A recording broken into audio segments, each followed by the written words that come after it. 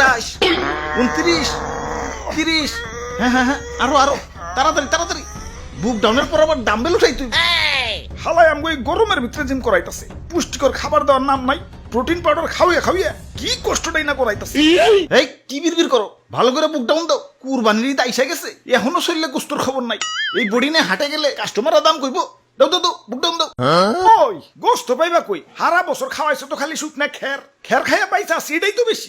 ঘাসের খবর নাই, ভুসির খবর নাই। ঠিক কইছেন ভাই, শুকনা খের খাইয়া আমার তো কষা হইয়া গেছে।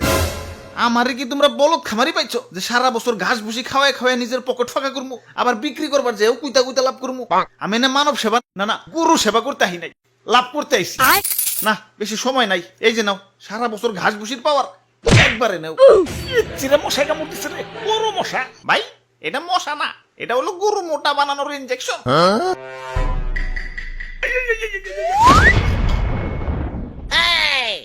এইবার ঠিক আছে, এইবার ভালো দাম পাওয়া যাবো। যাই হাটে যে গরুটা বেই চাহি।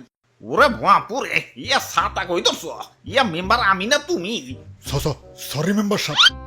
আমি হইলাম এই এলাকার একজন গণ্যমান্য ব্যক্তি, মান সম্মান ধরে রাখার জন্য ইয়া নিয়ত করছি এবার সবচেয়ে দামি গরুটাই কুরবানি দিব। ইয়া টাকা পয়সা কিছু না, ইয়া মান সম্মানটাই হলো বড়। আরে সবচেয়ে মন মরাই রয়েছে খেলা, এমন মন মরাই থাকলে কাস্টমার আইব। জাবর কাটো জাবর কাটো, পেটে কিছু থাকলে তো জাবর কাটো। ফুলাইছো তো ইনজেকশন দিয়ে, এখন ইনজেকশন মুখে না চাবাম না। এই যে নাও সেন্টার ফুট, নাও জাবর কাটো।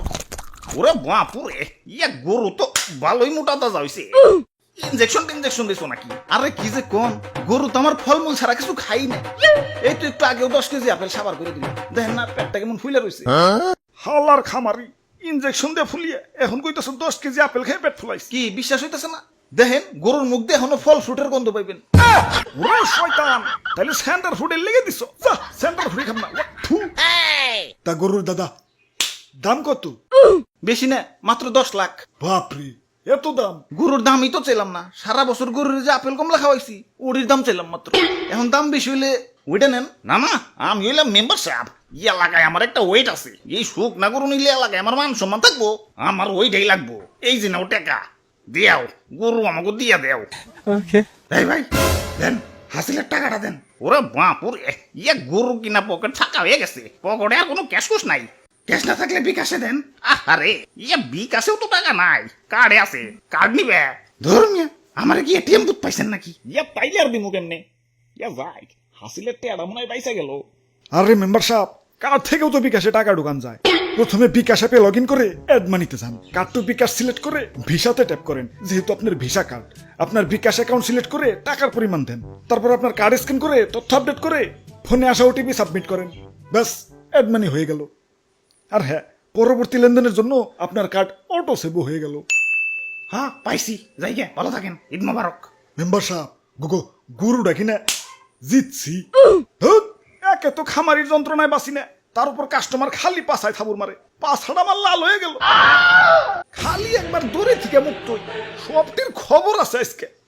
কিরে তোর পাছায় গোবর ভরানো কেন? আরে ভাই এটা সেলফ ডিফেন্স, কেউ পাছায় থাবুর দেওয়া তো দূরের কথা, পাছায় হাত দুলানোরও সাহস পাইব না।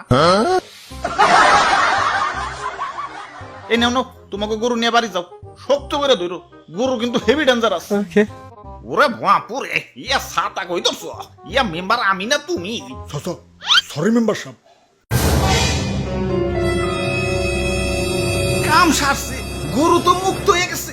গরু এটা যে ডেঞ্জারাস, সবটা পালাও পালাও, দৌড়াও দৌড়াও। ওই তোরা আমার দৌড়ের সাথে পারবি? চুপচাপ জেনে দাঁড়ায় আসল দাঁড়ায় থাক, বলে কিন্তু গুতা দিয়ে চান্দের দেশে পাঠাই দিবি।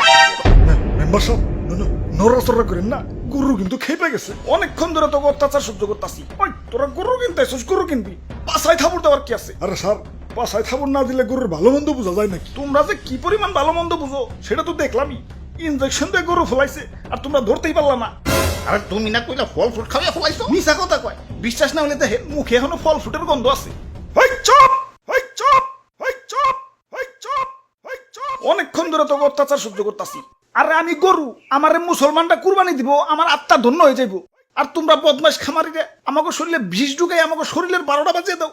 আরে আমার মাংস খাওয়ার পর যে তোমাকে শরীরের একটা বাজবো সেদিকে খেয়াল আছে। ওই একটা ইনজেকশন আনতো, হালার পাছায় হান দিয়ে দেই। ইয়া দুষ্টু খামারি, আমার টাকা ফেরত দেও। ওই তোমরাও দোয়া তুলসী পাতা না, দেন নাম্বারে করে কেমনে জানি করে টাকা কামাইছো, এলাকায় খুব সম্মানী ব্যক্তি হয়ে গেছো। কুরবানি দিবে তো আবার লোক দেখানো, আল্লাহর দরবারে পৌঁছাবো কিনা সন্দেহ। আচ্ছা না পৌঁছাইলো, গরিব মিসকিনের কাছে তো পৌঁছাইতো। এখন 10 লাখ 20 লাখ টাকা দিয়ে যে ফার্মের পোল্ট্রি গরু কিনতেছ, এত তো গরিব মিসকিনের হক নষ্ট হইতেছে। এগুলোর ভিতরে কষ্ট পাইবে, ফুল আইছে তো ইনজেকশন দিয়ে। এত অতিরিক্ত দাম দিয়ে পোল্ট্রি গরু কিনে টাকা অপচয় না করে সঠিক দামে দরকার পড়লে কয়েকটা গরু কিনো।